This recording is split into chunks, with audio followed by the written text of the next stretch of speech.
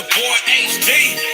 Everybody get up on the dance floor and go, and go, and go crazy. And go crazy. And go crazy. And go crazy. Go, go, go, go, go. Go, go, go, go, go, crazy. Go, go, go, go, crazy. All the way from the old to LA. Go crazy like a dum-dum. East side homeboy, where I come from. Dance on the floor till you go numb. No fighting, no hating, no red rum. This is O City. All the way to the bay. Hit the bass, feel me. Catch a case cause it's beating up yo Chevy. Get you moving side to side, getting out sweaty. Make you work it out. Turn the volume up loud. This a draw crowd. Make it all shout. Go, go, go, go crazy. All the way from the O to LA. Hit play on the track and I'm ready. Like a quarterback, Tom Brady. Get you all in the frenzy. Go, go, go, go crazy. Go, go, go, go, go crazy. Go, go, go, go, go crazy. All the way from the O to LA. Go, go, go, go, go, go crazy. Go, go, go, go crazy. Go, go, go, go, go crazy. All the way from the O to LA. Go, go, go, go crazy. Go, go, go crazy. Go, go, go crazy. All the way from the O to LA. Go, go, go crazy. Go, go, go, go crazy. Go, go crazy. All the way from the O to LA.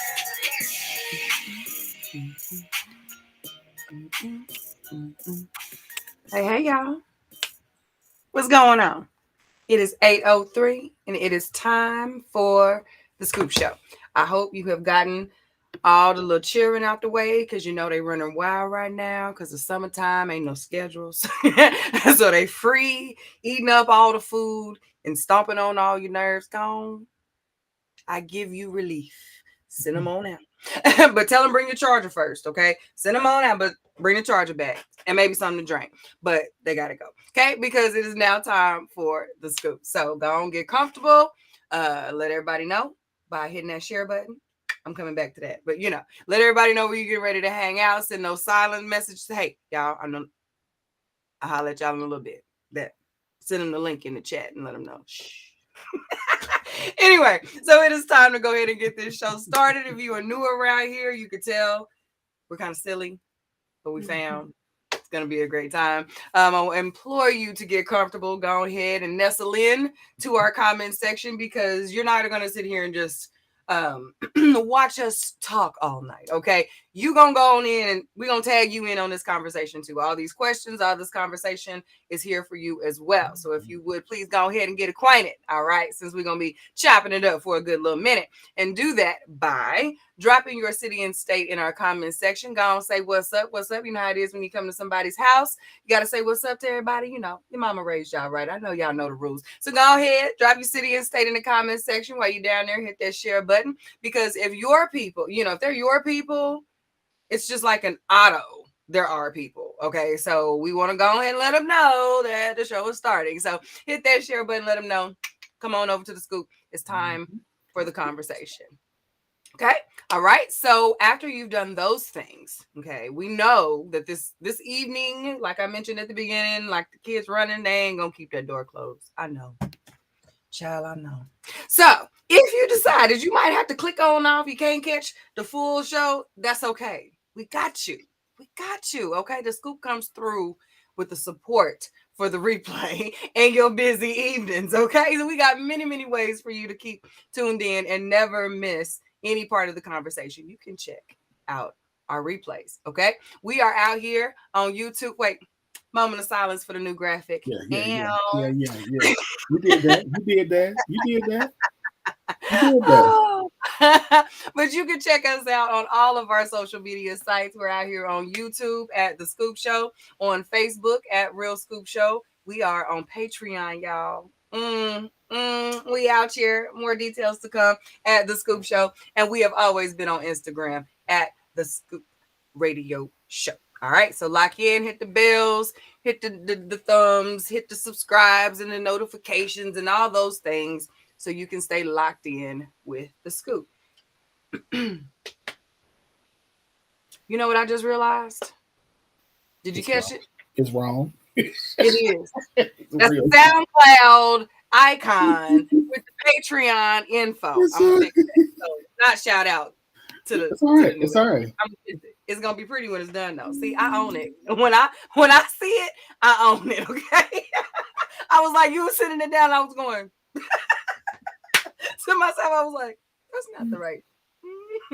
Anyway, moving right along. So make sure you lock all the things, lock it all in. It's gonna be right on the thing later on. I made sure it was right over there, so we ain't gonna trip. Good. SoundCloud though, if you can't watch, hit SoundCloud, and you can find us there too if you just gotta listen. Okay. All right. That's all the business I had to cover. I hope, because you see, Wayne, how you doing, babe? I'm good. Child, this damn thing. Listen. I'm good. Just How happy you to doing? be out here. It's a day. So the most Mondayest Tuesday ever. It's always like that on when you have a holiday on a Monday. It's always throw us off, and we always a little like, what day is it? Monday, Tuesday? Oh yeah, it's normal. So yeah, I'm good. I'm good. What about you? Good. Like I said, the most Mondayest Tuesday ever. But I feel like I've had a continuous weekend. Allow me a continuous Monday for a couple days now. But we here. I'm in this seat and happy to be here. And we got a good show. And yeah. And our peoples is coming in. So I'm good. Hit my sis real quick because I know should be popping in. My bad, y'all. So I'm tagging Shanae. Come on in this your room, sis. Oh my goodness. You know, there are certain people who it's like who we're responsible for. Man, right? Don't hit mama them. That's who you are responsible for. Which I'm very glad. You don't know how glad I am. How glad I am for that too. Baby, I'm so glad I can still get them. Okay. So that part. So, all right, you ready to get into this? Yes, please. Yes, all please. Right. We got some good questions tonight. We did. We did. Before we jump into the questions, let's do our follow-up from last week. So last week, if you all tuned in, we introduced to you all the idea that we had that we're going to do about starting a Patreon for Scoop Nation. And so we talked with you about kind of what you wanted to see. We sent emails to our email list last week, and you guys gave us some very good feedback. And so I just wanted to share with you all what we came up with. Shout out to KG for the names. Branding on point, sir. Yeah. So shout out to him for the names that we came in. But we came up with 3 different tiers for our Patreon. Half scoop, full scoop, and double scoop.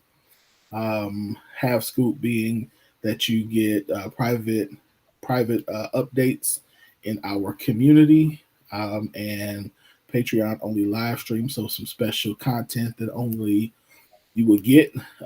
Content, between myself and Q, content between who you never know.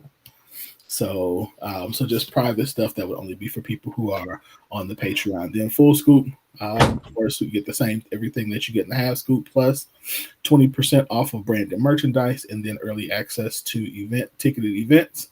And then double scoop, which is everything in the half and the full, plus you will get a Scoop Nation shout out during the show. You would get access to our double scoop only events. So we've got some things that are super super exclusive coming up. Yeah, private interviews. We've got a show called Scoop of Sex that we're about to roll out that you do not want to miss. It's like pure adult content. So yeah, so these are where you can join. I put the link if you are interested. If you have questions, first of all, please feel free, of course, to hit myself or Q up. You can also, um, we like we said last week, we not only need your help to join, but we want your help. We need your help to promote because we are doing this because we want to be able to expand our offering, get some help on this production side, and things like that. So when you go into the Patreon, you will see some of that. So you can go to patreon.com/Real Scoop Show to join, and share. The link is in the comments. So other than that, you got any comments? No, I'm excited. Thank you guys for your feedback. To get us to this point, you guys had us very excited after that conversation. So we went to work and made it happen. So we're interested in where we go from here. So thank you. Yep. So you'll be seeing more from us about it again. Looking forward to you all joining us. Yeah. So I'm excited about the new content. I'm very excited about the new. Very. I think you all will be excited too. So, all right. That's that. I guess we can jump into these hot topics. You ready? Let's do it. All right. So first up, I don't think we have an image for this one. Oh, yes, we do. Never mind. I was about to say for what? Never mind. Never mind. Okay. So this first one. So I just got caught up on the DL Hughley and Monique drama from this weekend. What's interesting is both have documentation showing they were the headliner and supposed to perform last. Both have said they talked to the promoter and were told they were the headliner. Both have publicly defended themselves on Instagram. So I didn't see where DL talked about it during his set, but Monique did, since she was savage too. To me, it looks like the promoter is the issue, and Pride didn't. Well, that's the typo. Sorry, I meant to say Pride and unresolved past issues didn't let these two talk to one another to keep this from escalating. So the question is, who should Monique be mad at in this situation? Should she have tried to talk to DL before going public? Ciao. Hey, Shanae. Hey, sis. Go ahead, Q. What's your thoughts? I'm so sick of this. Excuse me. Monique should be mad at the promotion, the management, and the promotion. The people you pay to take care of this kind of business for you is who you discuss this kind of stuff with. Should she have tried to talk to DL before going public? Yes and no. I think the first people she should have spoken to should have been her people, her management, the people she had been making the deals with, had the conversations with, yada, yada, yada. Yeah, that's who I would have went to about the situation first. And then at that point, after making those things known, I would have hoped that she would have been able to go to him and then say, hey, so this is what's happening over here. What's going on your side? Like, I just want to make sure that I ain't tripping. But that's not how Monique rolls. So that was purely hypothetical and wishes for how that would have went down. And that is so frustrating to me because this could have really been an opportunity for them to do what I think she thought she was doing by highlighting some of the shadiness that happens when you are on the road, when you are, doing the club to club, event to event type of thing, and you're at the mercy of promoters. We all know how crazy. Well, I don't know if you know, but if you know somebody or at all involved in folks who rock around in the entertainment industry and in the week to week hot scenes, promotion can be janky. Okay. So, this could have been an opportunity for two very well-known, respected comedians to highlight something in a way that still did what it was supposed to do. But I watched the rant. James showed it to me. I didn't notice it happened. So James was like, "Did you see Monique?" I'm like, "Oh my God." Like, I instantly was like, "Oh, what'd she do now?" So he was like, "Oh no, I think she might be right. She reminds me of you. This is some you stuff." And I was like, "Hold on." Pause. I was like, wait. He was like, no. I mean, but like after a certain point, like I see this is your level of flash when people trying to play in your face. Okay, fine. I said, and people would probably react different to me because they know that's not my energy. Like, I don't show up flashing on folks, cussing folks out on the stage, doing all that. But if I were to, it would absolutely turn heads because that's not my MO. Now, someone else, her, who is known for doing this wouldn't have ruffled much feathers, aside from the fact that she took like 12 minutes of her show to give us way more information than I'm sure those people paid for. So after a while, I was just like, okay, we need to wrap this up. This is a lot. It was just a lot. And then now to find out in the wrong direction, after they've both been sharing, they have similar type paperwork. But when like when she rolled up and saw posters with like him as the headliner and her and little bitty, like that's when she should have been asking questions, not right up until we get to right and all, since I'm not running across stages with my stockings on, okay, with my stockings and the sandals on. But we ain't gonna go there. But anyway, when I pulled up to the spot and I see I'm not the biggest face on the screen, I mean on the posters and all of that, we would have had a conversation prior to people putting their butts in the seat. We would have had a conversation. So yeah, this ain't, nope. Yet again, I can't really rock with the headline. I can't do it. So yeah, we can't hear you. You muted. Sorry.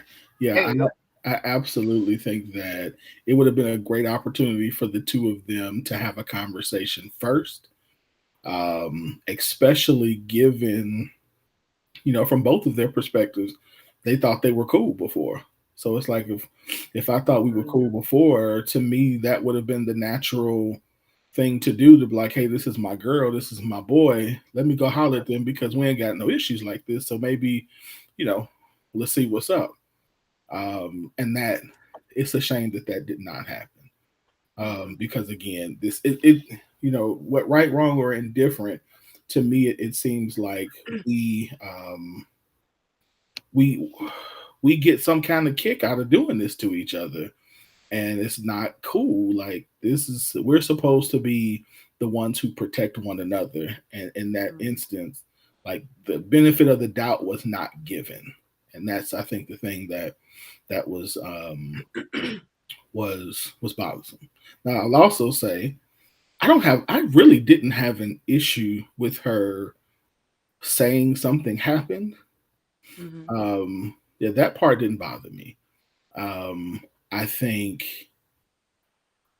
on a personal level, so here's my thought process. My thought process was, if this was Dave Chappelle, how would I have responded?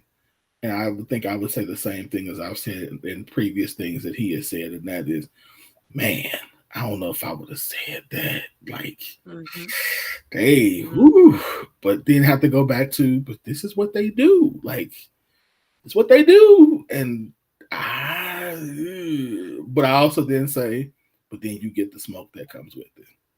So, which is the same thing I said about Dave Chappelle's last Netflix thing. Like, even though I thought it was genius, I'm like, you gonna catch some smoke for this one. Same thing. I think. So do you think that the way that he did it, although he did catch smoke, but do you think it was received differently because of how it presented, the way that it was a show and it felt like material? Even the 8-minute one that he did where he was just sharing, what was it about the Comedy Central thing? I think he did the 8-minute one even. He's had a couple of these rant-like shows, but they don't come off ranty. It comes off thoughtful, and I have things to say, and I'm going to say them, and you're going to do what you do with that. But this is what it is. And I think how she presented what happened is also one of those now, and how extreme it went. So do you think that's a difference between them? I think the difference really is that though we now have a level of understanding about the Lee Daniels situation, we still, I think it's almost like the little girl who cried wolf. After a while, you just get tone deaf of a person responding that way about everything. And so I think at this point with her, we're in that phase where it's like, listen, first of all, we're always tone deaf. We're tone deaf to this argument because it's the argument for everything. Two, the problem is I think there is a level. I'm gonna say this as much as y'all know I love me and want to protect me some Black women, but I think we also in this situation have to also be realistic and say you have not, like, when something happens and you fall, like when you fall down that ladder, you don't get to go back to the top. You got to climb that thing back up. And I think that she has not recognized that to the community, you're still climbing. You're not back up at that spot that you were when you were the queen of comedy and you were this and that. To us, we still looking at you side eye and suspect because the reality is, first of all, you came for Oprah and you keep coming for Oprah. And you know how you feel about Oprah. You come for time. She even mentioned her last night. Brought it up again. I was like, what does this have to do with anything? Yeah, so just name drop for nothing. Yes. Yeah, you keep doing this. So now it's like folks just like, here she go again. And nobody's able to really hear her because we tired of you listening to you talk about this. And it seems like you are always the victim. So I think everybody's just like, going by.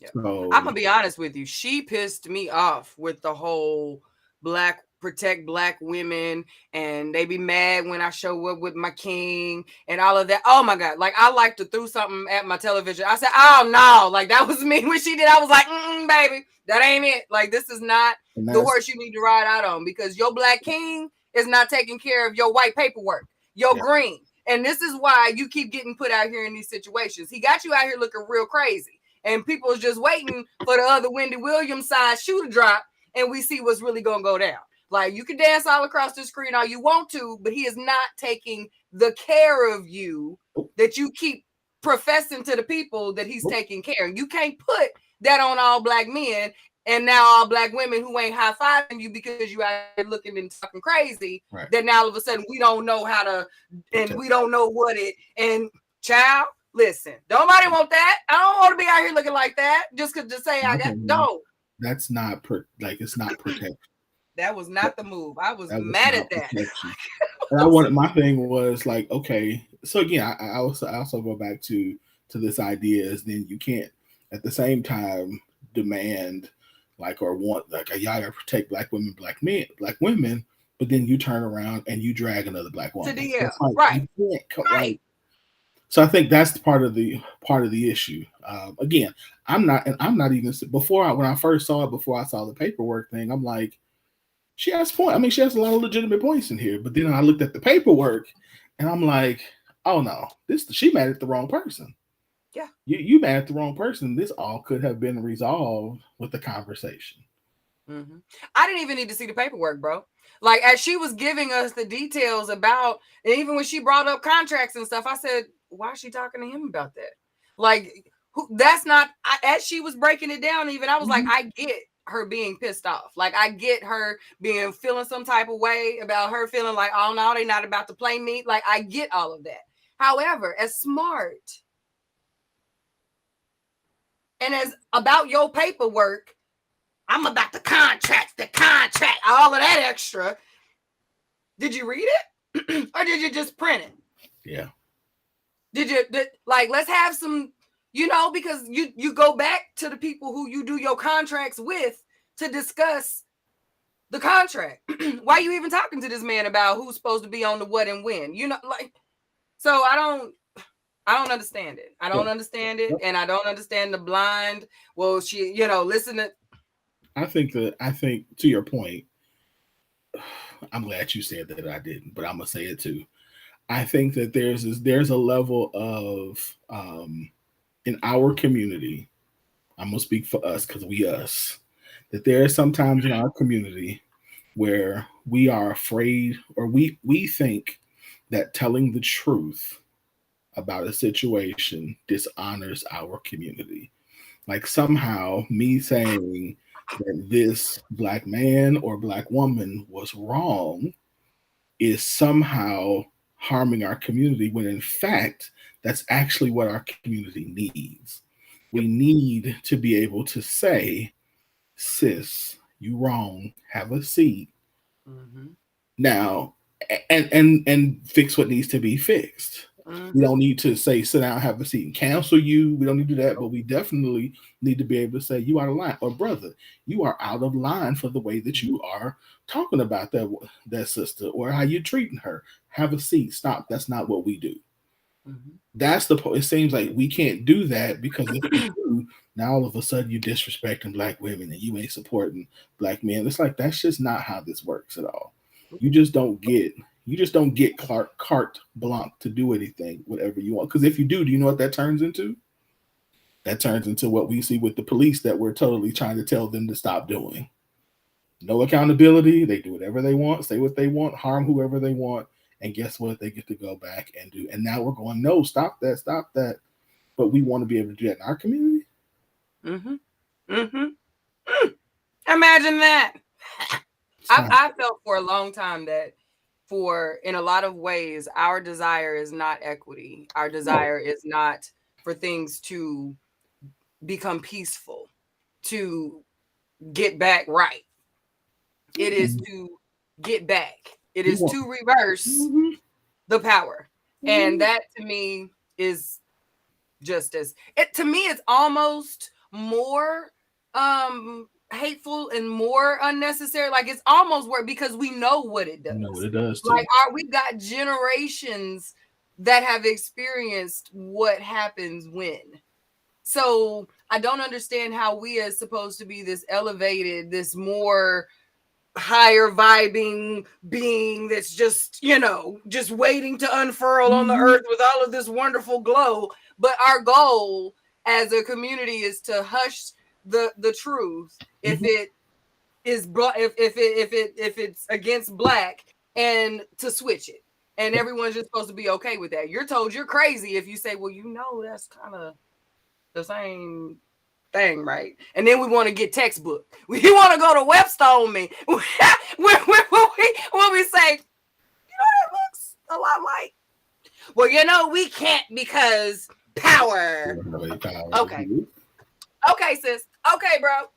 Have a nice day. I'm done at that point, because now you just detach from like how we gotta exist. Like it's like you can't hit me with a Webster when real life is out here lifing. Like so, and I'm seeing it happen. Like it's happening. So you know, y'all have at it, but I ain't with it. I'm gonna keep saying it's crazy. I'm gonna keep saying you wrong. I'm gonna keep saying that's some dumb shit when it's some dumb shit, and we're gonna move on. You can like me, you can not, but it ain't gonna stop my lips from moving, because it is what it is. And if growth and better and peace is what we say we want, that's what I want. So I'm wrong is wrong. We got to be able to say right is right and wrong is wrong. That's simple. That's simple. Yeah.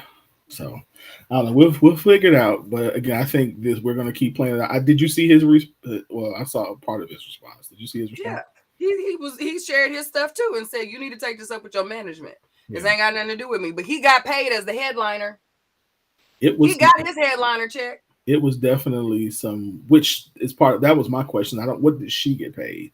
Did she get paid what she thought she was going to get paid? Did she get it made me wonder that. The other thing I wanted to think through was like it's something like you said earlier, this husband situation. I'm confused. I'm Like surprised they didn't cut her mic, to be honest with you. I'm surprised they didn't cut her mic. I'm not. She wasn't telling jokes at that time. That wasn't a joke. I'm surprised they didn't cut her mic. Yeah, I'm not surprised about that. They still want, because that promoter still want that promoter money. So I mean, they was already in the seats. He gonna get his yeah, promoter money. but Later. they they ain't about to do that. They ain't about to cut that mic. So I would say asshole. Maybe I'm a little pettier than the average. That's why I don't. Oh, his response. Because I would have cut a mic. His response was when he on his show when he talked about her husband. I was like, he made a couple. I don't follow his show. I He haven't threw a seen jab in there.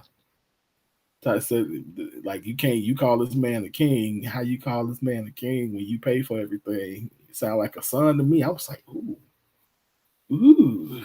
But I mean, she asked for that type of energy. You feel as though you have to. There are certain people that you arm yourself for general conversation just in case. We all know them. We all know a Monique.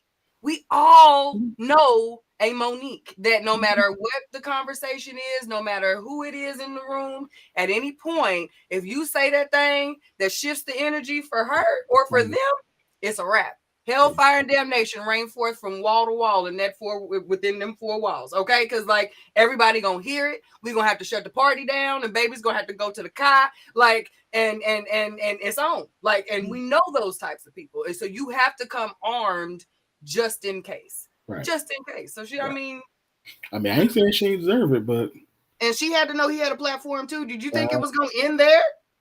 That was his response was much lighter than hers. So right. So still, he went light. He went light for sure. All right. Jesus. And won't apologize either. Watch, we will be blue in the face before she apologizes. How about that? She absolutely should. For real. Yeah. She got wiped out, the sexuality out, everything. And she crossed so many lines, did way too much. Yeah. All right. And she ran across the stage in their stockings. Oh my God. Damn. Your arms shining, looking all pretty and ebony, and you got them white. We were about 4 minutes. Did she really have stockings up? Wait, did she really have stockings? I really wasn't paying attention to those stockings. There was no way. She didn't go out on that stage, ashy. That was the only other explanation for them white legs poking out from the bottom of that dress and them brown, beautiful ebony arms out here on this. It was a distinct difference in her top and bottom half. Who in 2022 still wears stockings, let alone white ones with open-toed sandals? He ain't with the stockings. Go play it. Pull it up. Go to Google, find the image, and of her standing on that stage or running across that stage. She got stockings on. I'm not crazy. Or if it's lighting, I apologize. But to me, as she was running in multiple angles and doing her back and forth, and multiple times did it look like there was a shiny reflection coming from sister's calves and thigh region, knee area that looked like that old church Sunday with the can dress, white stocking happening. I'm sorry, that's what it looked like. There's no reason why the top should have been shiny and melanated and the bottom should have been ashy and wondering. You gotta be playing this video just so I can see if she got a stocking. Ladies, have y'all seen it? Ladies in the comments, did them look like church stockings to y'all? Did they look like Ursha board stockings? Tell me. Go find it, sis. I'm telling you, go look at that. It looks like stockings are terrible lighting to me, but it did not look like legs. It didn't look like pretty brown girl legs. It didn't. I don't know if this is stockings. Listen, I'm finding out to put my phone up to the screen. I'm looking now.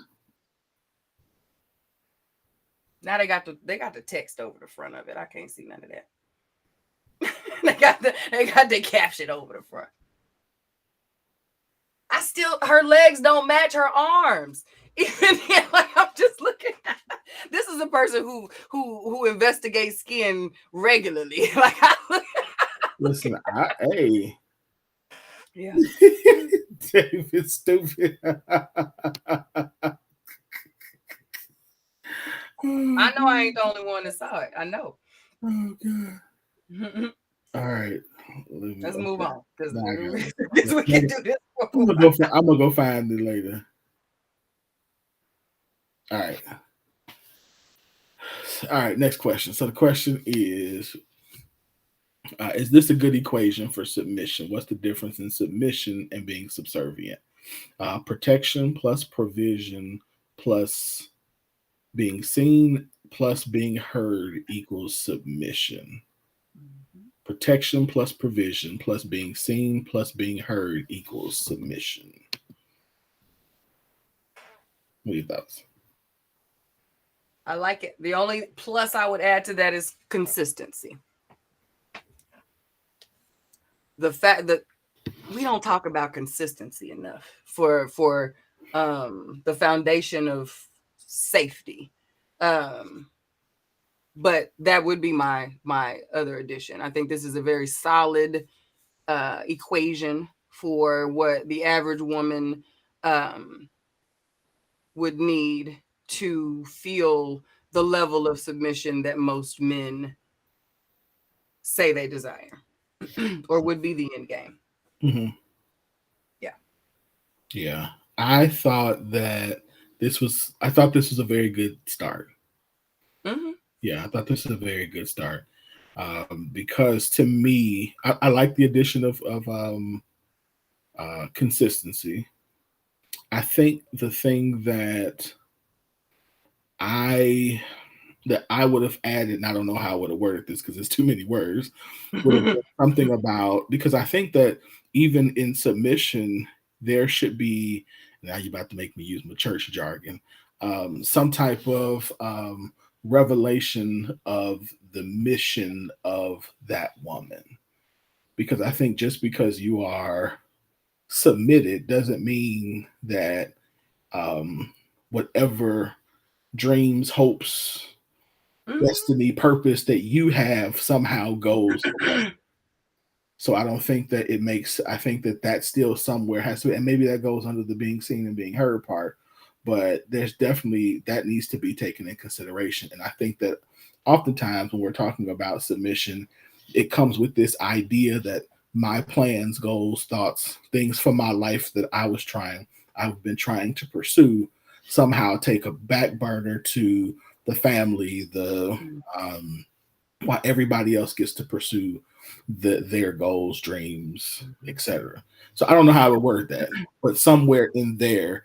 To me, that falls in being seen. I think a lot of women would think that would fall in being seen and being heard. Okay. Because if you are hearing and seeing my heart and my goals as an individual woman, as well as the woman in your life as your wife, then you are also protecting and providing space for me to flourish in those goals. But yes, very good call out. And I'm super proud of you calling that out, being a man person. Thank you, sir. No, because I think that part of our goal, I've always said part of our goal is when we get together, it's like two things coming together to be like my role is to help you become the highest person that you were supposed to be, to help you, and yours is the same. Yours is to help me do the same. So so I don't think that goes away because we have kids or because we get married or whatever. I think we all at some point there will definitely be times we have to take a step back and let the other person step forward. There are times when we might have to wait.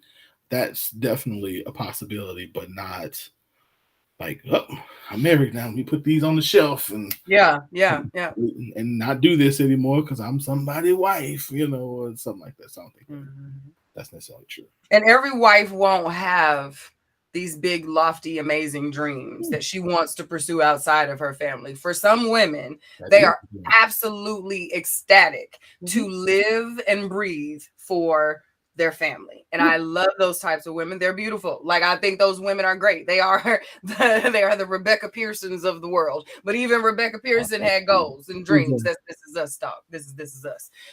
For those of you who watch, you know what I'm talking about. But like, she was a dope mom on This Is Us, and or the Claire Huxtables and the Family Matters moms and all that. Like, these moms had lots going on, but I mean, they were totally tuned into their families, but you also found them having not necessarily big, huge dreams, but they had their own things that they did in addition to all of that love that they poured into their families. And they were provided the space to do that. And it wasn't a takeaway.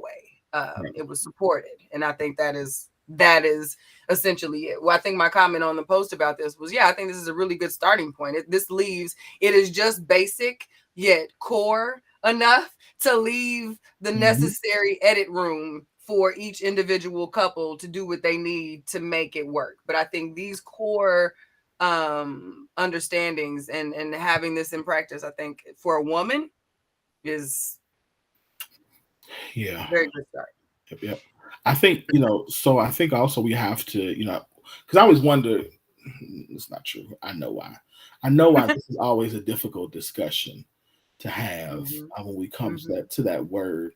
One of the things I really appreciated, April, who is the one who said, April Mason is the one who said this, saying was talking about how really in this idea of submission, it's not something that it's not a forced thing. It's something that you as a woman, you choose, like you find the man who you are willing to do this for, not somebody who forces you to do it, because that's not submission at all. That's subservient. And so I like how she empowers this women in this discussion to say, like, you, of course, first of all, you're not supposed to just submit to anybody.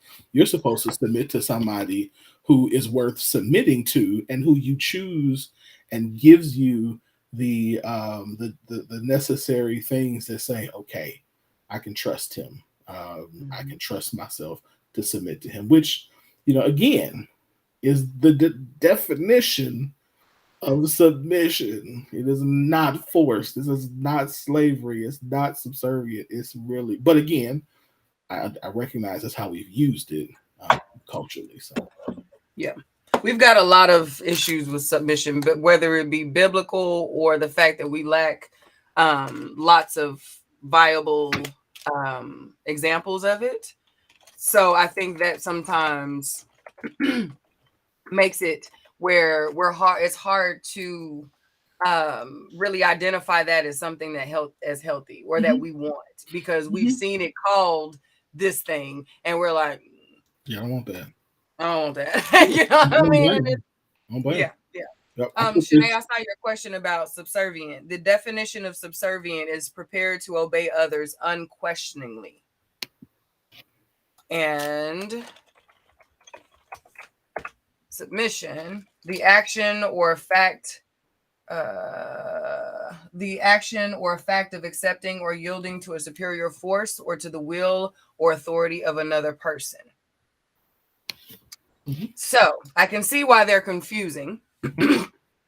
However, I think that subservient, that unquestioning is the difference for me, because you can have an understanding of hierarchy that still allows for conversation, that discussion, debate, those types of things. Whereas in a subservient relationship is, I said what I said, now go do what I said do. But that's for me, if we're just going to parse the words between the two, for me, that would be the difference. There's an understanding of hierarchy, roles, leadership, that type of thing.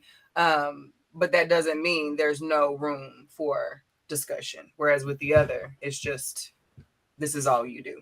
What I say is what you do. One is closer to slavery, the other is close. I think when you look at submission, you also have to also include that it's really not about it's about accountability and responsibility, not about being over. Right. So it's about saying that I am the person who is willingly saying, I am going to take responsibility for what happens wrong, right? You know what I mean? Like in my home, that I'm not going to leave it to you to figure all this stuff out by yourself and I just go play video games. No, I'm going to stand here and I'm going to to do the work that's necessary to make sure the family we're good, to make sure as my partner you're good, that our children is good, that our land is good. Like that's the real idea of it. It's an accountability. It's the saying I am willing to be accountable for. My father says he says you gotta, if you want to be you gotta be, what do you say, you gotta cover your ground. He says, gotta cover your ground. If this is yours, you have to cover it, protect it, be the person who makes sure that everybody flourishes in it. And as a woman, if you see somebody who is able to do that, then it is saying, okay, I'm willing to get under this covering. Whereas subservient is like, get over here and I'm gonna force you to do it, even if, no matter what I do. And I'm gonna do everything I can to keep you locked into this position of lesser. Because it's really not about being less. Actually, real submission is actually the man is the lesser, but because just like Jesus got on the cross and died, that's what we're supposed to do. So I don't know why y'all love this idea of being the head, because I don't like that. He said it is not a fun place to be. You die daily as I don't understand. I was like, why are y'all fighting over this? Do y'all know what this means? This means you gotta die. Fool. And do you? And it help. And for me, it's like it also lets me know that. I'm glad you said this, because it also lets you know who really hasn't led before, and why that whole conversation as far as women want to be the lead, women want to da. The women who really doing it ain't wanting to do it. Like that's what we're saying. Right. Like the whole argument that we have is about this women wanting to be mad and like wanting to can't give up the da. Like for you to say that as someone who like relishes the opportunity to show up and lead and like realizes what that looks like and the idea of covering and all that. So then to hear men who are like, no, that's what these women want. It's like, boy, what? No. Y'all shouldn't even want it. Like, what? Nobody wants this, especially not the weaker vessels. Like, nobody like, boy, what? Just scrabbling the scripture. Like, what is you doing? We just making stuff up. Yeah. Like, sit down. We make it really what it boils down to. I would say what it boils down to is we're looking for a place to find a sense of power, or not even power, but a strong sense of self. And wherever we can find it, that's what we're gonna get. And unfortunately, we as people in general, we have a tendency to try to find whoever we think we can power over, and try to mess with them, and it's just foolishness. Because, like you said, if you've ever led anything, you already know. Y'all here you go. Y'all keep going. I'm throwing them. I'm good. Take them. I'm good. Here's the reins. I do it. Take this damn rein, the horse, the carriage, take it out of the stable. I'm gonna take a nap. I'm gonna take a nap. I'll be back. I'm going back down though. That's where I'm going. To take a damn nap. Like all I gotta do is wash some dishes or something. I'll gladly do that. What's the TikTok? Lay down. I'm going to lay down. Lay down. I'm gonna lay down. Yes. On loop. See, Kevin says to me the difference between submission and being subservient comes down to two things: freedom of choice versus voiceless obligation. Yep. Yes, sir. Yep. Yes, sir. All right. Oh, Q's hair is glowing. It is growing. Yes, it is. Blacks is locking today, y'all. Yes, thank you. What else? Let me see. All right, we caught up. All right. Well, speaking of Q's hair, talk to us about Elegance by Design. Elegance by Design is my baby, y'all. So you guys know, Elegance by Design is my all-natural hair and skincare company that brings you the goodness from infants to elderly, curly to straight, relaxed to natural. It don't matter. All right, we have something that is going to get your curls, your coils, your flat iron, your twist out, your braid out, whatever you do to get outside is gonna be fly if you get Elegance by Design in your life. This is Medina. We doing Medina? Okay. And everybody knows with a good regimen, you got to have some basics. Okay. I'm not a product junkie. Live that life.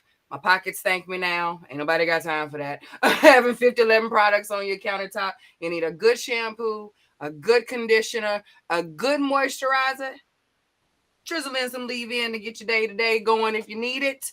That's all you need, okay? From there, you can do your styling. You can get your fly on however you may like. But if you start with them good foundation products, you're in the game, no matter where you're going, okay? So look at my girl, Medina, okay? Just press play for the people, bro.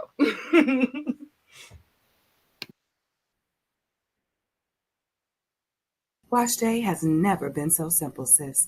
Let's be honest. Rarely is spending a day bent over the sink and stuck under the dryer considered ideal for self-care. We got things to do, okay? So get back to it and trade those 5011 products for 3 of our best-selling staples for your basic hair care needs. Cleanse and condition your curls with our super rich, deliciously citrus-scented Quench shampoo and conditioner, and lock in that bounce and shine with our Do Me Daily moisturizing cream that gives your coils a proper stage. Now you got me scared because last time I thought it was playing, and he was like, "It's playing." I'm like, let's try this again. For self-care. We got things to do, okay? So get back to it and trade those 5011 products for 3 of our best-selling staples for your basic.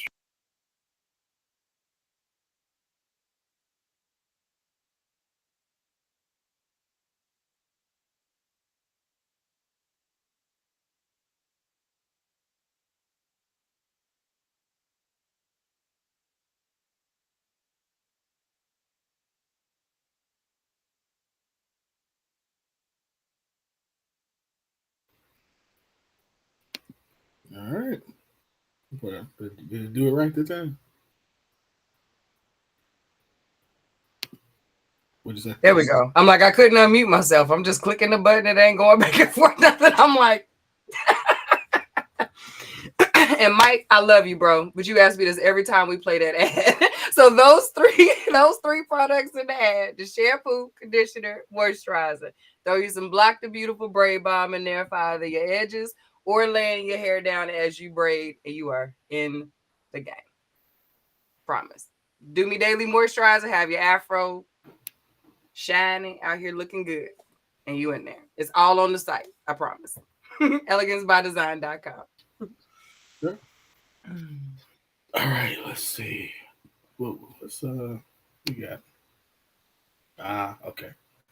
Here we go. I like to say that the words are bigger today on these, so I can see them a little better. Thank you. You're welcome. Oh, before we get into those, y'all, make sure if you continue to see topics that you would like for us to talk about, you send them to us, and when you do, we will post them anonymously even if you like. But you will see the hashtag straight out of the inbox. That is our hashtag that we use for the post, the conversations that you send us. A couple of these are actually straight out of the inbox topics tonight. So make sure you keep sending them. Go for it. I also have a tip. If you are someone who talks to us regularly via inbox and you're sharing something with us or with me, please tell me, hey, share this for the scoop. This is the straight out of the inbox thing. I don't know that if you always talk to me in the inbox and we share funny things all the time and like converse, but I don't know that. You want it to be like posted until you tell me that. Okay, so I would just ask because I think I owe Jesse an apology because I saw you posted some stuff that he had shared to me too, and I didn't know if that was the same. So if I just wanted to put that out there, it is not personal, but if we are people that chat all the time, I'll be moving fast. I don't know. Just tell me, hey sis, this is a straight out of the inbox thing, and then we can continue to talk about it. But then I'll actually go and post it like in real time, so we can talk about it. But yeah, I don't know if that happens for Win too, but I know that it's absolutely something that I have fallen victim to like 2 weeks in a row All right, let's go. You ready? Yeah, let's go. I messed it up tonight. That's my second apology for the evening. All right. A woman who truly loves you will be angry at you for so many things, but will always stick around. Agree or disagree? Are there limits? A woman who truly loves you will be angry at you for so many things, but will always stick around.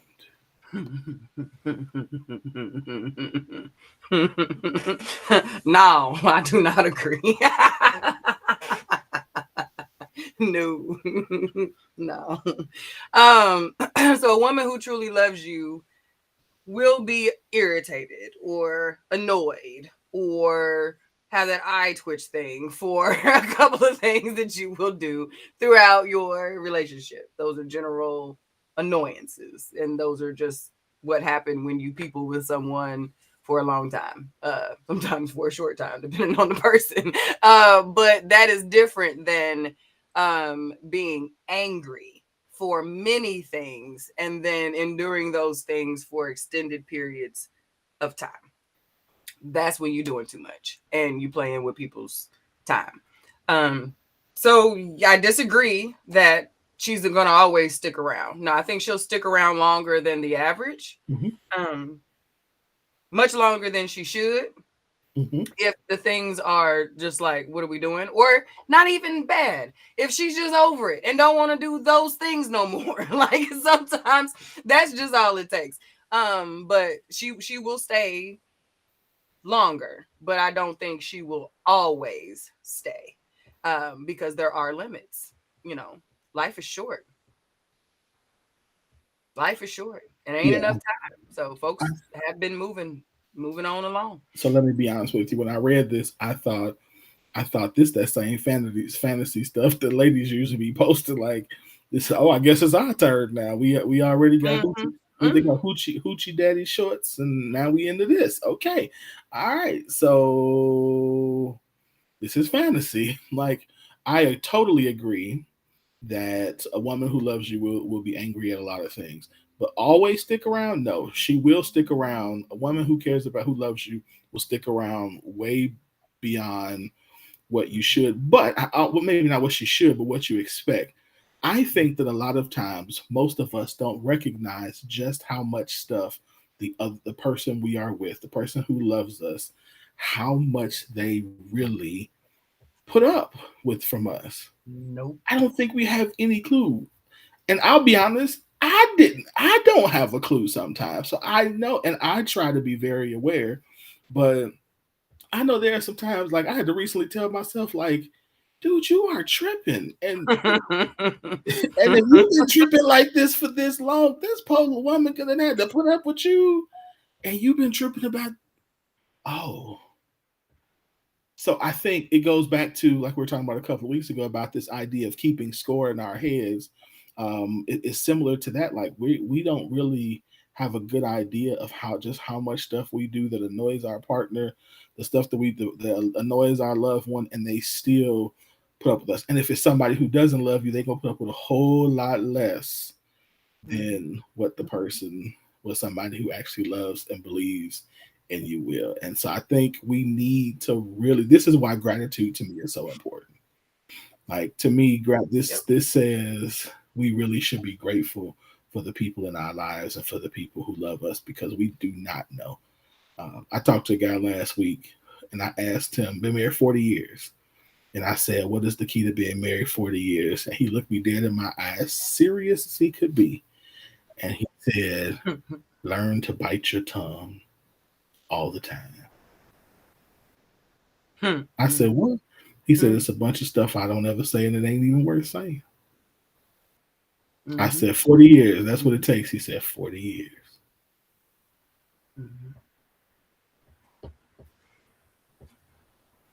I guess to know that, but for a big part of it, I would agree. Yeah, his point. Yeah, don't make a big deal out of stuff that ain't, like I'm like, okay, I got you. Because I've heard things like if you ain't about to go, like let it go. Like if it ain't big enough to go behind, some stuff let it go. Like some things let it go. And I know that's an extreme case, but like for those folks who go off about every little thing or feel like I got to call you out on the thing, oh, and that thing, oh, and that thing, oh, and not didn't like that either, because there are some people who do too much. Some people never say anything and carry everything around and never get to stand up for themselves. And then there's those others who, you know, little bitty things, you know, you ain't gonna get free with nothing. They take that teach you how to treat you like to the nth degree, and you ain't gonna treat me no kind of way other than these kind of ways type folks. That's where that whole, if you ain't about to set the whole thing ablaze, if it ain't a whole, we got to really hash this out. Why are we bringing it up? Why are we creating even this small moment of between us if it really ain't that big a deal, you know? So that, but there is, you had a very good point as far as not speaking on the things that we don't speak on. You know, there's a lot that I think that's often why a lot of times when couples split or they divorce, and after they've gone through that angry stage and they get that final, you know, one of those talks where they can be cordial and actually like just talk things through, and they show each other themselves, and like that other side they didn't get to, they be like, oh, okay, well, yep, all right, got it, didn't know that, and move on. You know, you dealt with that for how long? Or things that you didn't even we don't even know. I think this is why the conversation we had a few weeks ago, as far as if it's not that big a deal to you, you know, why it should somehow become a big deal to you if it's a big deal to your partner. Like those types of things, you don't know what that person has pushed down in love of you and vice versa. So when that little thing that don't matter to you happens to be that big thing that matters real big to them, and you don't know why they tripping, sometimes it's because they've giving you one, a lot. Sometimes 2 or 3, and they like, oh no, I don't give a damn if you don't give a damn. I'm gonna need you to find one today, you know, because this one matters. You know what I mean? So that's where, and understanding that you're not the only one that does that creates a little more grace for when it's time for you to be the one that sucks it up and just says, all right, yep, okay, let me put my shoes on. Yep. You know, one of those. You know, that was a real good point. We don't really always know what the other person is not. No idea. No clue. But I think also one of the things that, and I know we didn't ask this question, but I'm going to give my opinion anyway. That's one of the things that you should do in a healthy relationship is ask the question. Hey, mama, ask the question. Like, what, like, and be prepared for it. Like, honestly, to what things do I do really annoy you? Like, what's something, is there some thing that you ain't been telling me? Like, I be asking, like, what do I do that you ain't telling me that it's annoying you? And I always know the look I get, like, do you want to know that? You really want to know? You want to know? Like, that's really what you want to ask me? Like my confidence is secure today. Go ahead, ask. Say what you want to say. I'm secure today. I can handle it. Like, but you got to ask those questions because, again, you don't know. And if you don't make space for especially now if it's the person, again, like you said, who's just used to just popping off all the time, you might not have to ask. They'll probably tell you before you ask. But if you don't really have that type of person, then you need to sometimes ask, like, hey, it's safe for you to tell me that when I do such and such that annoys you. That's okay. Like, I'm okay. I don't think, you know. And I would be honest, there was a time I probably couldn't have handled that because I'd have been like, oh my God, I thought I was perfect. And I'm not perfect. I've just come to that conclusion at 42. I am not perfect. I get on my own damn nerves. And I tell people in my life, when I think of the first time I did that, you laugh like, what? Because I was like, I am on my own damn nerves today. Don't pay me no attention. Like, I don't know what I'm saying. I ain't making no sense. I might respond, but like, scroll on, player. Like, you don't even pay me no attention. Which is one of the things I actually appreciate about you is like I know, like now I just know. I have a like, okay, she's all right, let it, okay, and then you'll be like, all right, I just need to say that. You good? Go ahead. If I'm triggered, I'll tell you, it's a couple subjects that trigger the hell out of me, and ain't no discussion. It just is what it is. I don't want to debate it. It just is what it is. And I understand that doesn't really leave a lot of room for conversation, but I think we all have those. We all have those. So, like, sometimes I'm not trying to converse. Yeah. So, like, I'll tell you that This is a trigger for me. I'm going to say what I got to say, and I'm going to turn off the notifications. I'd rather you not reply. You know what I mean? Because this is just what needs to be said. And I own that about myself. And I appreciate it when others do the same thing. Hey, period. Like, got it. Okay, right. I knew when I stepped over in that this is what we was going to get. So I'm going to let you be, sis. Carry on, you know? That's a respect. So I get it. All right, let's keep going. Let's see. You have nothing else to add to that, did you? No, I'm good. Okay. All right. Is there such a thing as a partner that is irreplaceable? And if so, what makes them irreplaceable? Is there such thing as a partner that is irreplaceable? What makes them irreplaceable?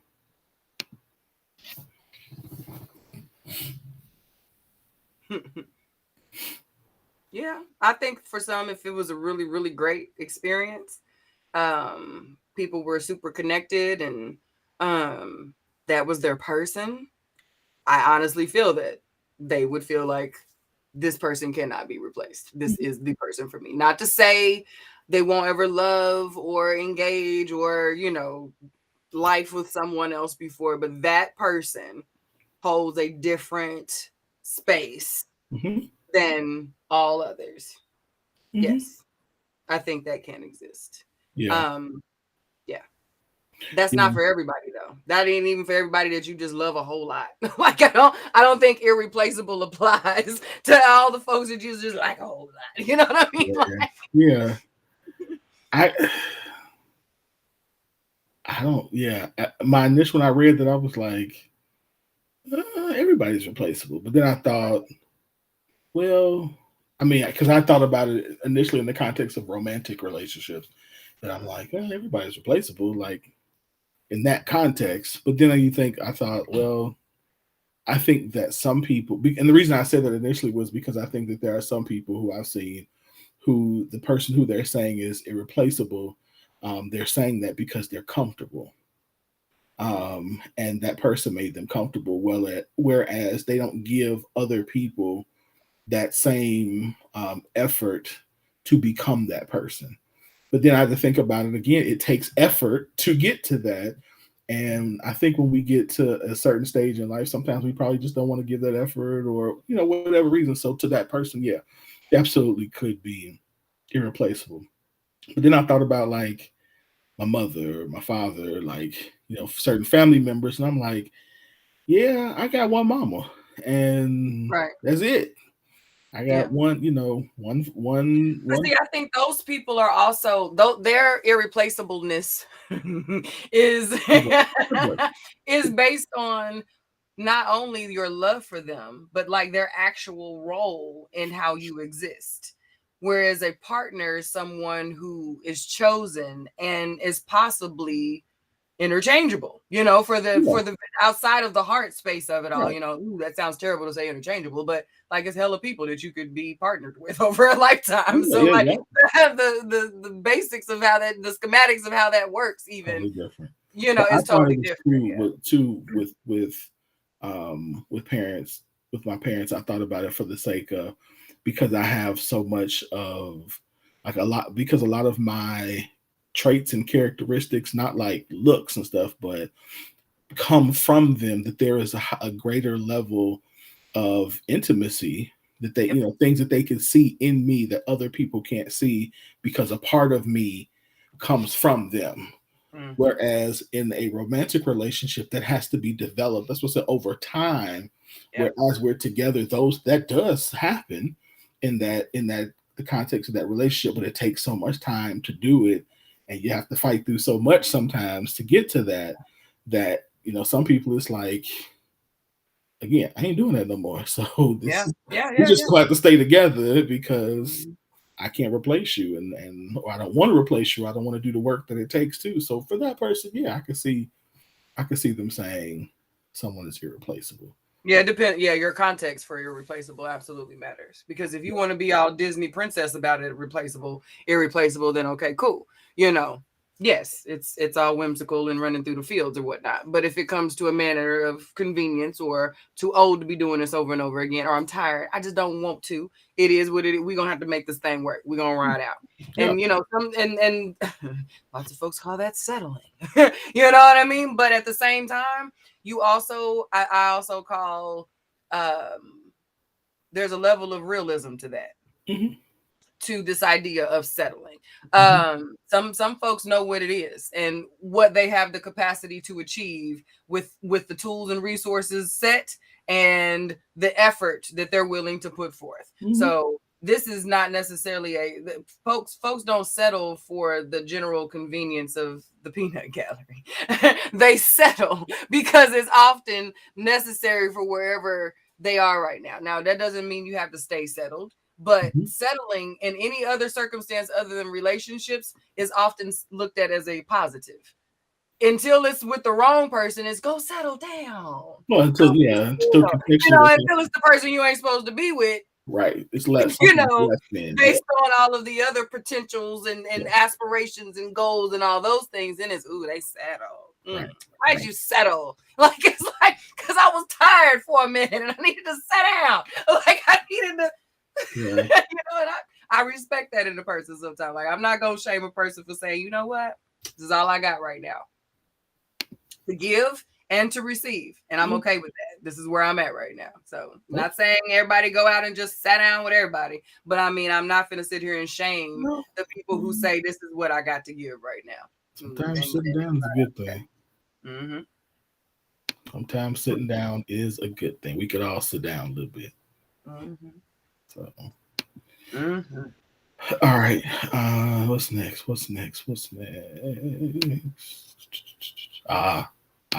This was a straight out of the inbox one. Yes. Oh. See, that's why I said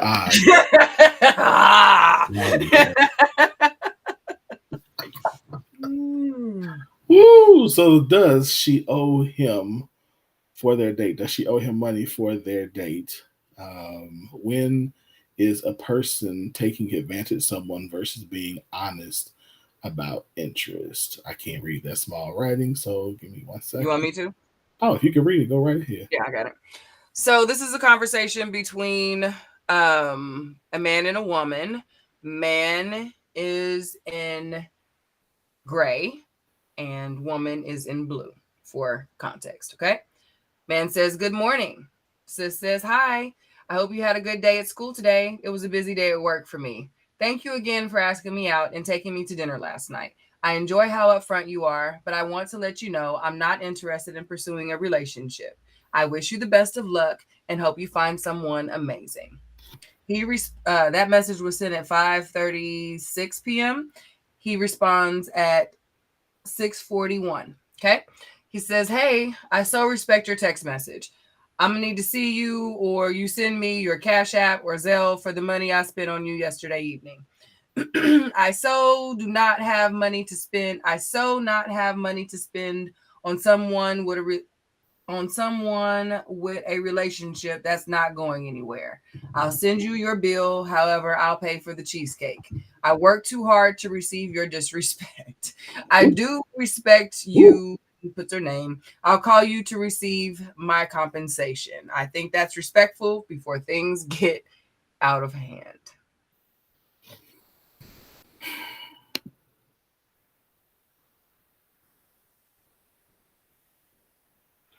Y'all, I can't.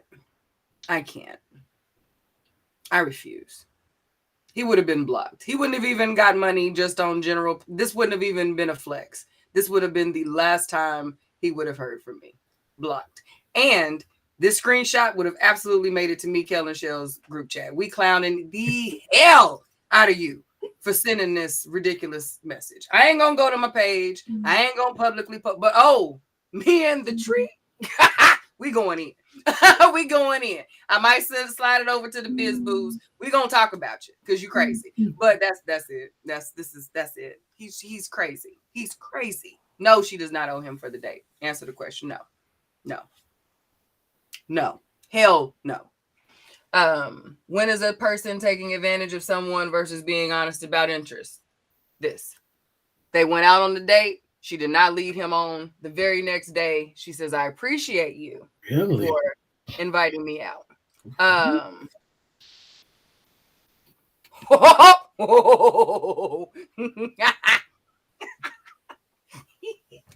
Right. Anyway, but like I had to marinate on that one in my spirit real quick. Wait, listen, look, it took me a second. I was like looking at the asterisk, like, oh no, I got it immediately. It just had to settle in real good. So I had to let it wiggle through me real good. That's a shanana. Upon delivery, we're gonna COD that thing. When I get mine, you get yours. Okay? How about that? But anyway, but yeah, this is the point. No. I said what I said. How about that? If that's the game that we gonna play, let's play. Game the F on, okay?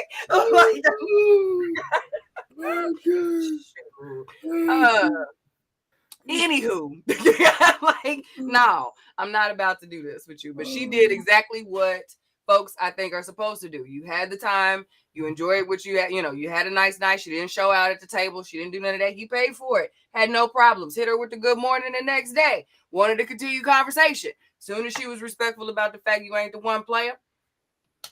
Like, I'm thinking, what happened on the date? Something happened on the date that she decided, not so much. Moving right along. Did you think this? What was this? What was this? What was this? This is tacky. Your mother should be ashamed. Take you over her knee for this. I just want to know what happened. Like, what was I've been on quite a few dates in my life, not like a ton. I've been on some dates in my life. And even the few bad ones that I've had, like, I've never just thought, I want my money back. I just don't I just can't imagine asking a woman for money back from a date. It's so I can't. I just don't see I don't understand. So we got a comment. Apollo says she wasn't interested before the date occurred. I don't know how people are getting that from the way that she responded, from she could have got, how are people ascertaining that she wasn't interested before she got there? Because he's not the first person that said it. There was a lot of people that said she didn't like him in the first. I don't understand how when a person goes out of their way to respectfully say, I'm good, I appreciate it, and I hope you really do find somebody amazing. She wasn't being shady, she wasn't tripping. What is about this that would lead someone to believe? But he invited her to dinner. She said that you invited me, so meet up at but that does not mean because you choose this space and Cheesecake Factory is not expensive. Sorry, that's not a flex. Sorry. So if you chose I'm not gonna do that. Sorry, that's one of them periods for me. It depends on what you got. Well, then don't take me to Cheesecake Factory. This is not hard. I don't understand why I'm so pissed off about spending money. Y'all gonna get off Cheesecake Factory like that. Don't take people to Cheesecake Factory if you don't want to pay Cheesecake Factory prices. If you a coffee date dude, then you date chicks who prefer coffee dates and are cool with that. But if you like women who like to go to dinner and you invite her to dinner and then the next day she's like, don't want no more dinners with you, player. Now she wasn't interested. She didn't like it. I don't get that. So I'm wondering. I wonder if because I don't know. So he says good morning and she doesn't respond again until 5 in the afternoon. Mm-hmm. So, and she does say it was a busy day for her. Mm-hmm. So I wonder if maybe that is coming from the time that it took to respond. I don't know. I just know that because even on the post when people were saying that, I was like, I wonder where that's coming from. But yeah, I want to know what they talked about. Because she said, I enjoy how upfront you are. And I want to let you know, what did he say that the way that he responded to this, I can imagine a rant or some random craziness that he could have gone off on, not knowing that turned her completely off. If this was his response to her, polite, respectful, thanks for playing, I appreciate you, hope you find your very best life, I am not at all questioning the fact that somewhere throughout him thinking he impressed the hell out of her in that wonderful tantalizing Cheesecake Factory conversation, he said something, she was like, oh, no, baby. Okay. yeah, I mean, Let me eat my cheesecake and safely get my ass back to my car because homeboy might be a little cray. She went on about her day.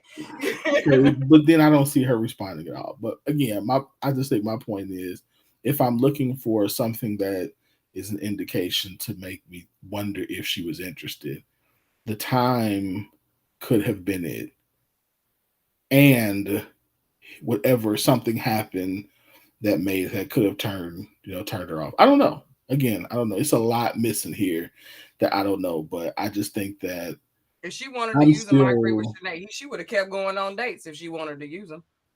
I'm still I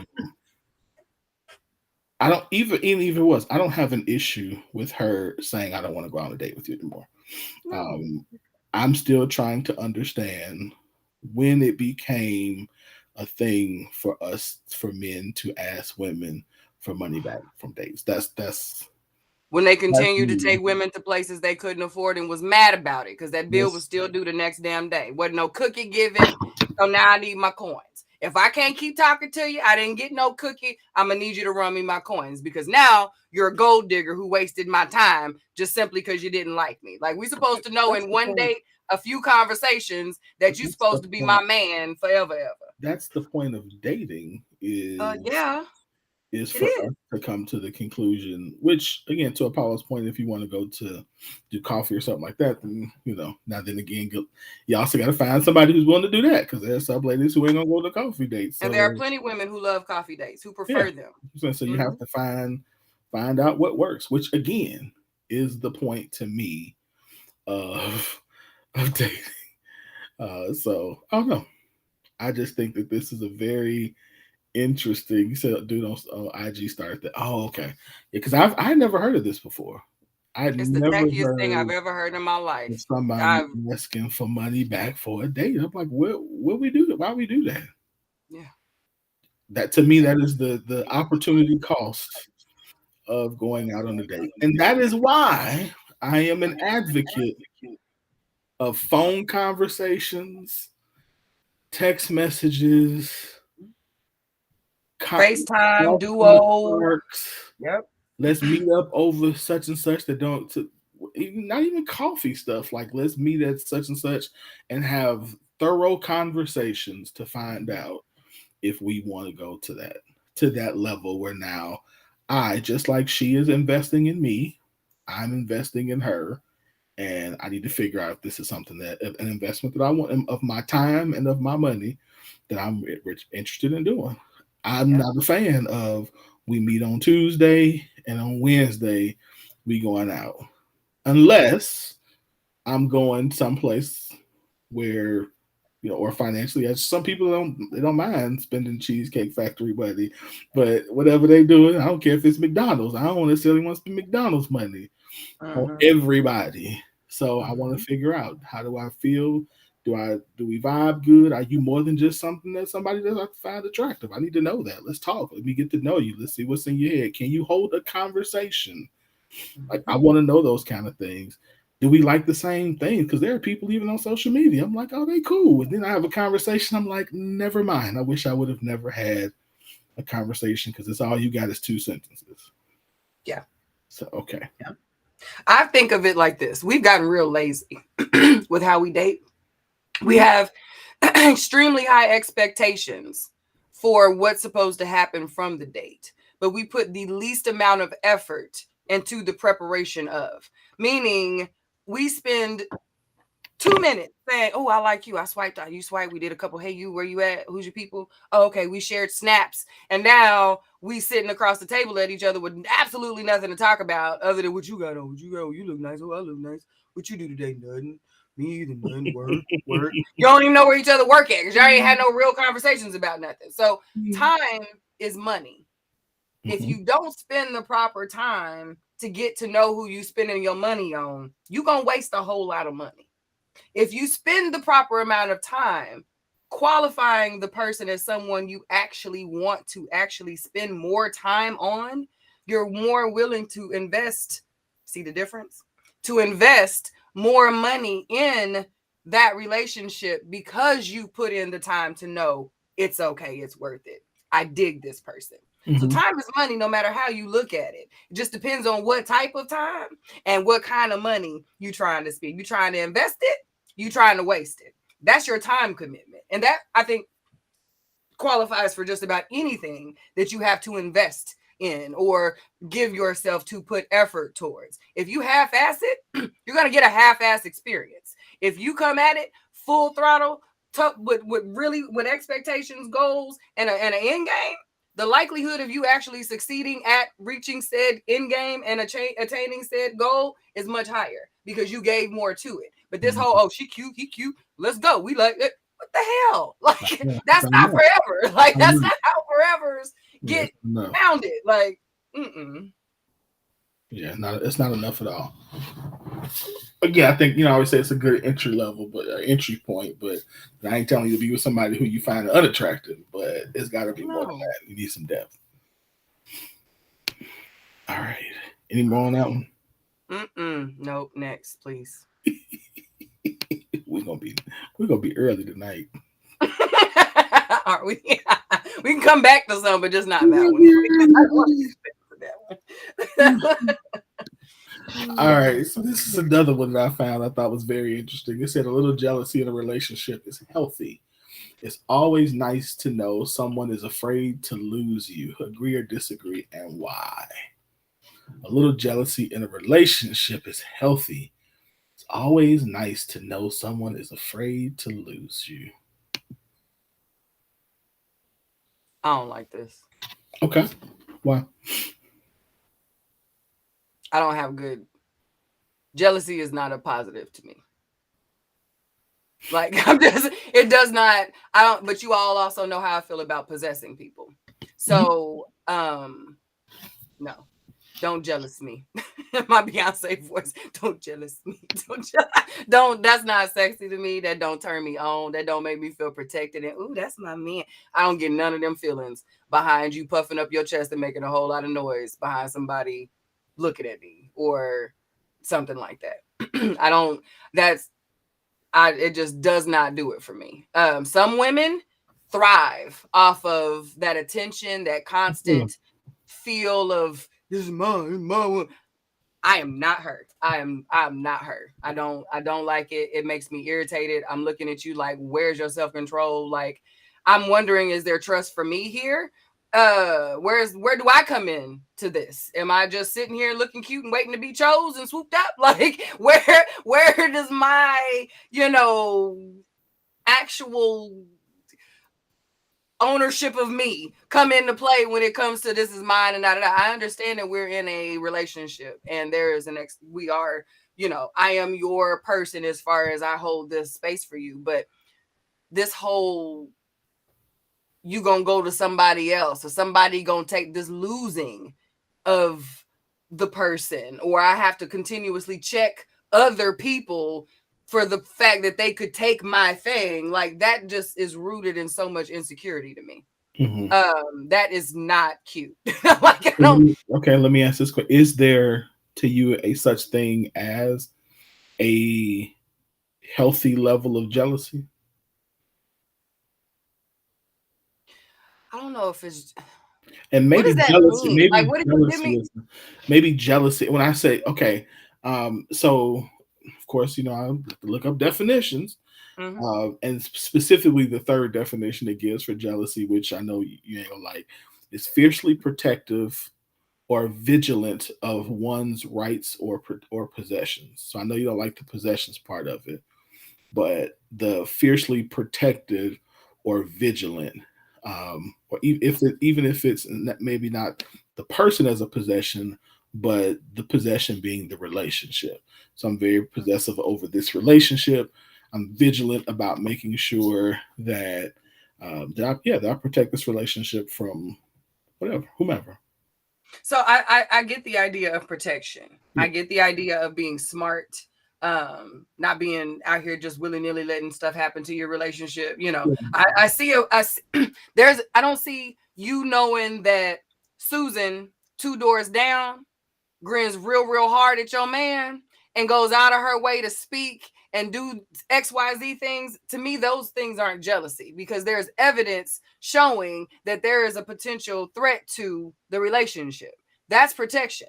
That is not saying I'm not coming necessarily at Susan. I done seen you out here with your hoochie mama shorts on, tiptoeing across in front of my man while he doing the line. No, that's not what I do. I then go to my man and say, babe, I don't know if you noticed or not, but Susan over there, I don't see Susan none. We both home all day. I don't see Susan till you come home. And then Susan come outside doing Susan's thing. I just need you to pay attention to Susan, okay? Because Susan sees you and I see Susan. So just be aware, baby. Okay, go on about the business. So that way, when Susan does finally show up and goes out of bounds and does what Susan gonna do, then my man can know, that's that Susie sis. Going back over your address, bitch. Going back over there, because my wife already told me that we see you. So going back over there.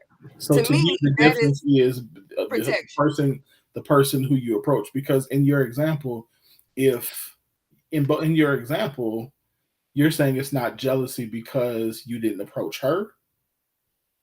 Yeah, and it's not any random woman that is just in contact with my man. I have evidence to prove I'm a woman, just like when my man comes to me and be like, I'm a man. I know what we're doing. That's the sign of what we do. Okay, because that is an experience that I do not have. That is an insight that I do not have into how men do men things. And because he's protecting me, I'm going to take heed to how men behave. That's how we get got.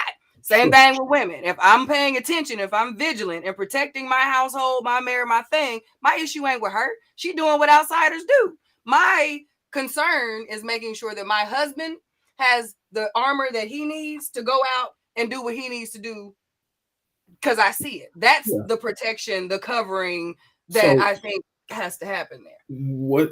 Okay.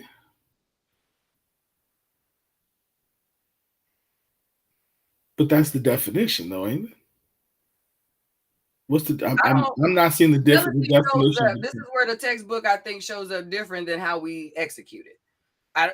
When we say jealousy, generally, it is the puffed up, loud, accusatory, extra. Everybody knows that it's a thing.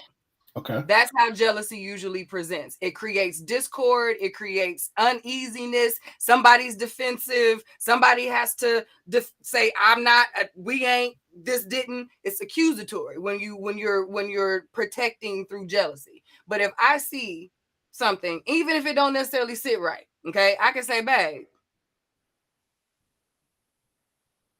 this don't really feel real all. It doesn't make me feel good. To me, that doesn't feel like jealousy. That is me coming to the person that I'm actually in relationship with, being vulnerable, sharing that this thing doesn't feel like it should. Help me understand. Is it different?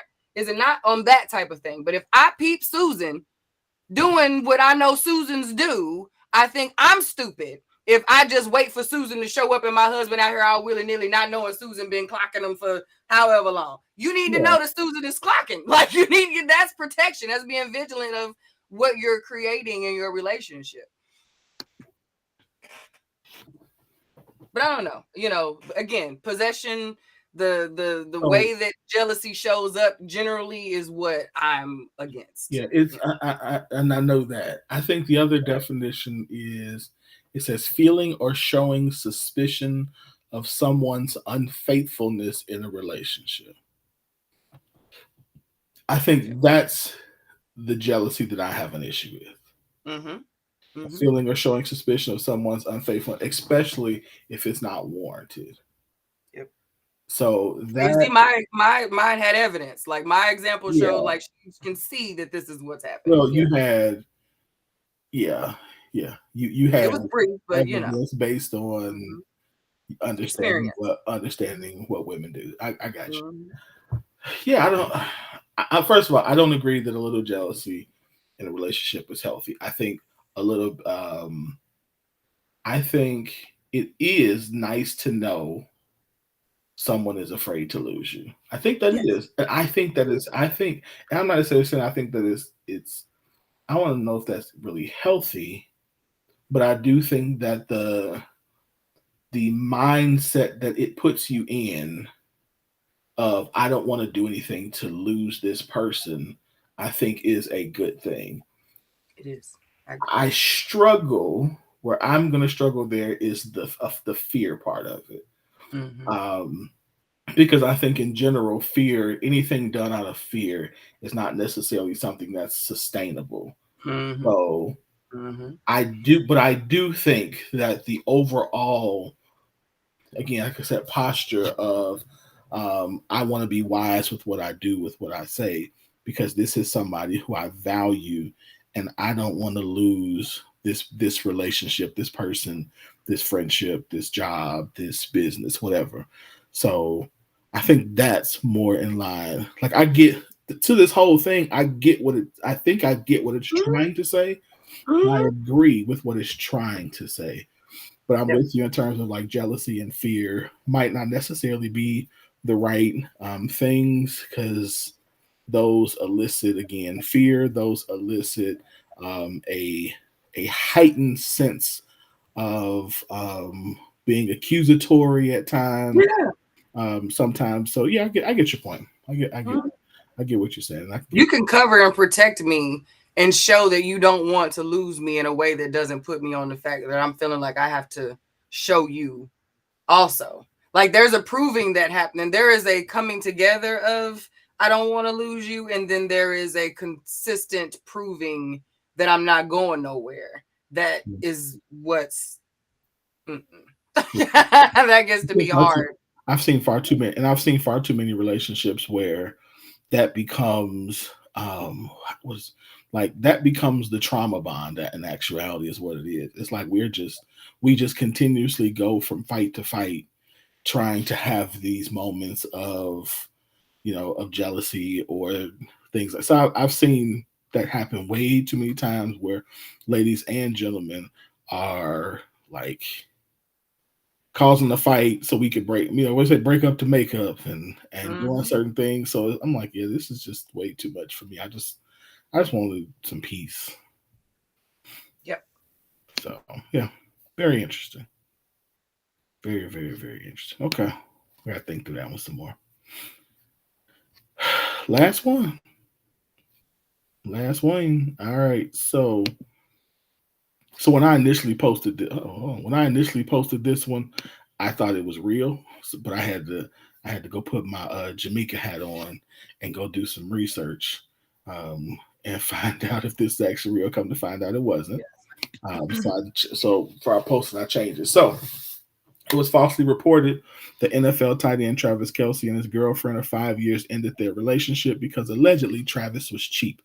He refused to give her money and made her pay half to prove she wasn't with him for money. If this were true, would Travis be tripping, or being who he is financially?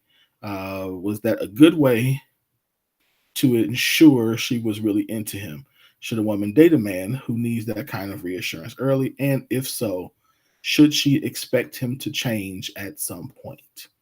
How do we protect ourselves and finances while dating and maintain a healthy level of trust?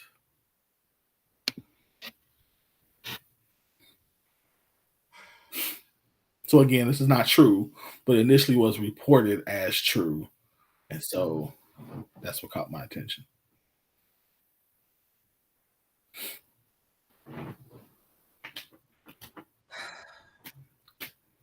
And by the way, for tight ends, in the context of NFL players, he ain't making that much money. He Blow doing this back up for me one more time. he doing well. Blow it up for me one more time. The image. This were true. Would Travis be tripping or being who he is fine? Was that a good way to ensure she was really into him? His girlfriend of 5 years have ended their relationship because allegedly Travis was cheating.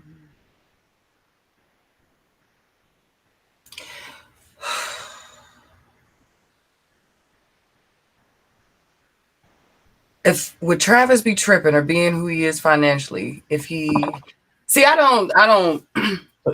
I should have put a comma there. Is he tripping? No, you're fine. I still understand what you were asking as far as the whole dating regular chicks when you got non-regular money and how should it happen. I guess she's really not a regular lady either. By the way, She's that's what I not. want to find out. Like, so Yeah, I don't know her. I don't.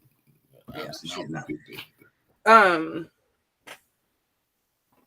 I don't think you should be out here just blowing bags on everybody just because you got it. I think that's irresponsible. It's stupid. Like it just doesn't make sense, and it makes it not. You're not special. Like if you're not special, she's not special. There's nothing special about just going out spending money. So when men with money or who come into money now all of a sudden want to qualify every woman that they encounter, and the ones that what's so interesting is they will blow all the money on like the women they have no desire to ever be with on any real level, but then the ones that they like want to build things with and like create babies with and want to like sacrifice and support you in like your life, those are the ones that we take through all of the rigmarole, put through all of the tests, all of the ringers, and put them in a place of lack before they're now supposed to be so grateful and wonderful and have this bestowed on you because now you get this money, and then you get mad when their priority is the money. Like, you created this carrot, sir. You removed you from being the carrot and therefore replaced it with your credit card. So you cannot be upset if you redirected her energy to somehow regaining comfort of being a regular old girlfriend because you had money. Don't choose me if you got to keep testing me. If my regular ass ain't enough for you to break a couple pieces of bread for me just because I'm me, keep me over here. Because or you need to just keep regular chicks. Because if it's the power, you need to stay with rich chicks too. Because those folks, you ain't got to worry about them taking your money. But if you so worried about a little old non-paid me down here that you got to ration out experiences and these little couple of coins so that I can be blessed to be with you, keep it, bruh. Keep it. Because if the conversations, the interactions, the you getting to know me ain't enough to know that I don't want your little money, then leave me alone. We're not compatible anyway, and I'm not about to jump through your hoops, and I'm not about to play your games. So that's you though. But that's you. That's a lot of women, That's a lot of women. But how does a man in his position decipher between, again, we just said that right now we're in a culture where people are where they dating fast, and we know, just like there are a lot of women who are not in it for the money, there are also a lot of women who are. So how does he, somebody like him who makes $14 million a year, how does he decipher between the two? Again, and I'm not suggesting he's right or wrong. I'm just saying they've been dating 5 years. Yeah, I mean, at this point, of course, I'm just saying. That's why I said early on. Yeah, early on, I wouldn't necessarily. And my thought was early on, I could understand.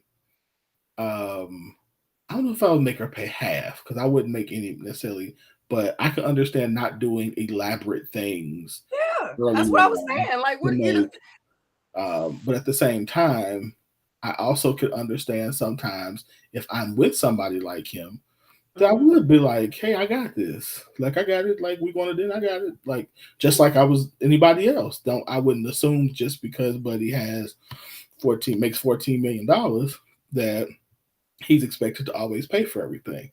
But I would have an expectation that once we got into the relationship, that it would be, it would be equitable.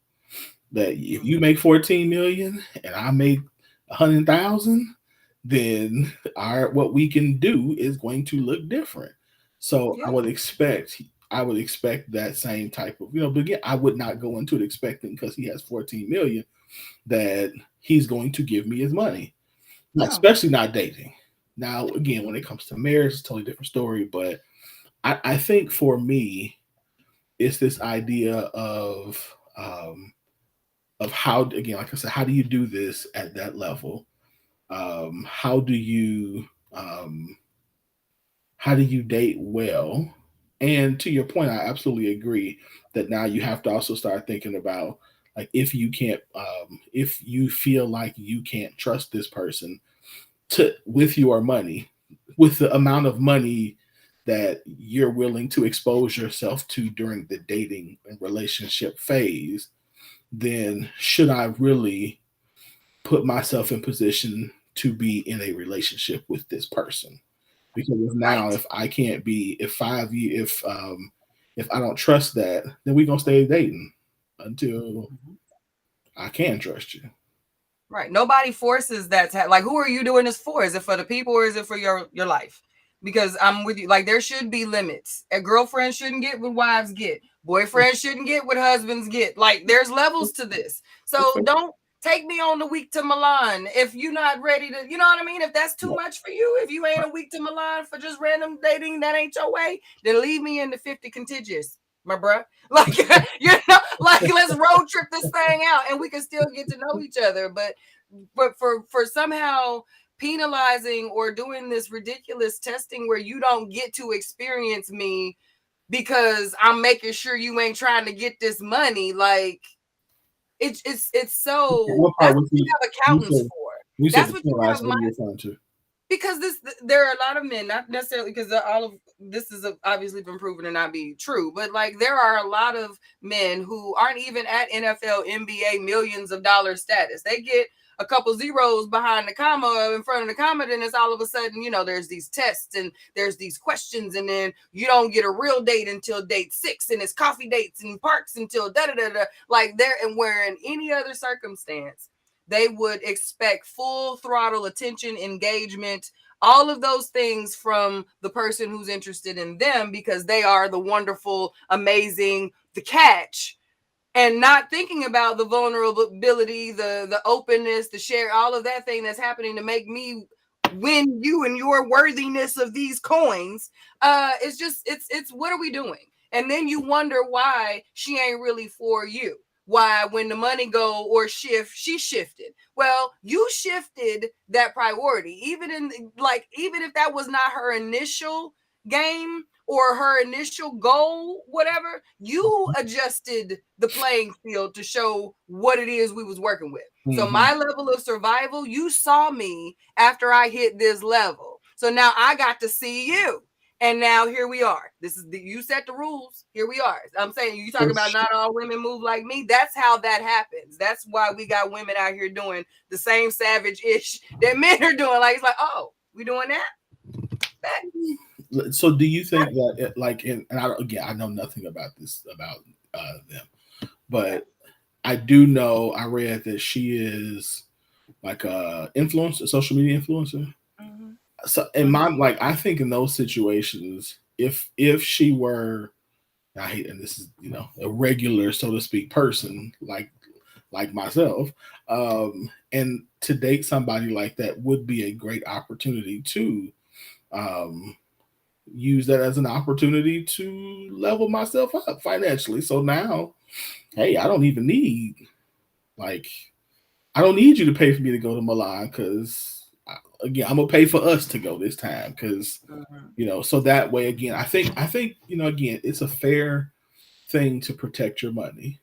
I just think that it's not, I think that we just have to decide what protection looks like, and again, and base it on where we are in the relationship. And then again, at some point, if we're going to move into the next phase, then we have to be willing to expose that part of our lives a little bit more, or get a prenup.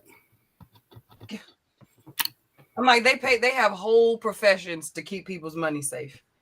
If you in the millions, you guys get you an accountant. Put yourself on an allowance. You know what I mean? Like, there are ways for you to protect your money, but women can't be the only thing that you're protecting it from. You know what I mean? Like, that is a self-control issue. If for whatever reason these women is running your account into the ground, that's a you problem. You were in control of that. If you ain't added all these chicks to the account, they can't walk in the bank like Meg say, put me on the account because I ain't trying to wait. If you ain't that guy and you're the one swiping the cards, signing the tabs, tipping the people, I'm going to need you to get some self-control. Oh, man, so you can't get none. I'm signing these checks. You can't get none of mine. I ain't mad at them. All right. Good show. Whew. Good show. I thought we was going to be done early.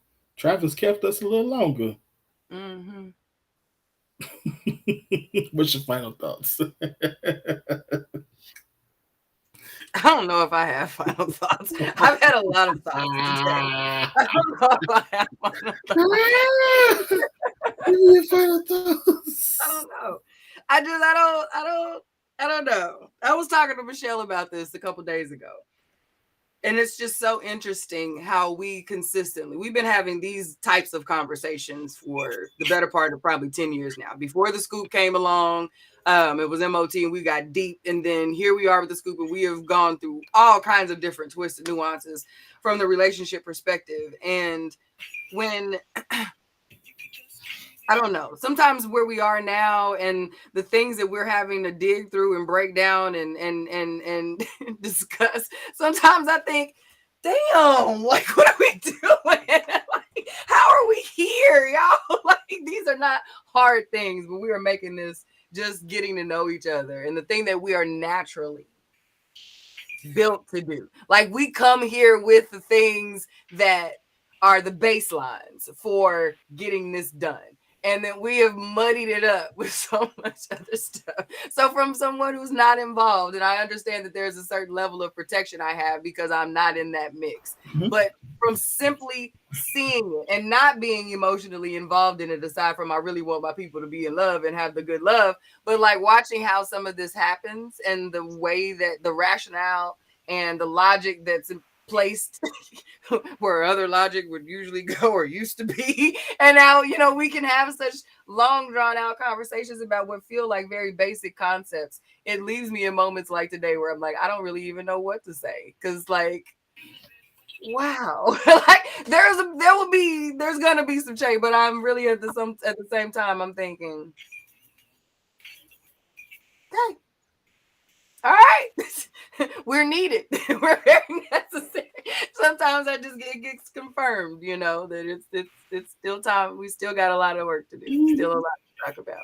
From our conflict resolution to, where it's platonic relationships and then our romantic relationships. Like, I can't say I've been super putting my toes in the friendship waters that much because I'm really, really happy with the group of friends that I have. So like even seeing friends have their how we are engaging with each other has become very, it's the series that I can't turn off, but I'm not really enjoying so much either. Like it's one of those like, I'm just stuck in this loop, but I want to see this end well. So I think that's where I'm at. I love these conversations.